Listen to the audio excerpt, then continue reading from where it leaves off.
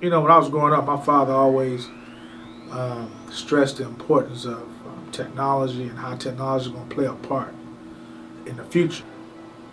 My parents bought my sister a like a Tandy 1000, but she never played with it.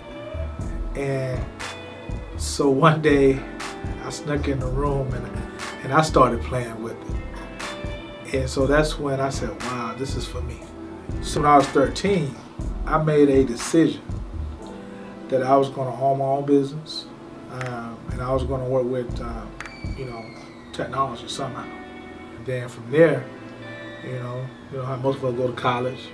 I actually studied electronics and technical management, and so I learned a lot there.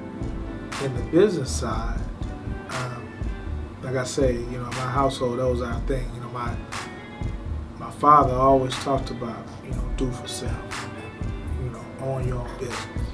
That's the key, As you go through the journey of life and you doing what everybody, say you do, like, go to college, you gotta get that degree, you gotta get a great job, so, I got caught up in that for a minute, but I always knew in the back of my mind, nah, this is not for me.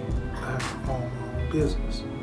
So, that's when I started, searching. And then I ran into a guy, that I was actually introduced. That I tell anybody, look for a mentor, and don't stop looking until you find it. So that was the start of me gaining more knowledge about business. But I was still working for somebody, But it really came a time where I said, okay, I've learned some key skills. I said, now, I feel I have enough. Now it's time for me to go for it. Make a long story short, I went home and I checked my faith. I realized that, you know what? I have enough knowledge, to start a business. And I said, I really don't need that much money.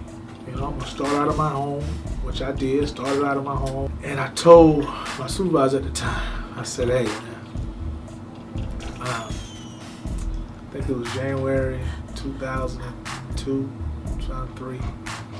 I said, hey, my last day would be like January 15th. And it's funny what he said. He said, well, if you change your mind, let me know. I said, no. I said, I won't change my mind. And that was the whole beginning of it all.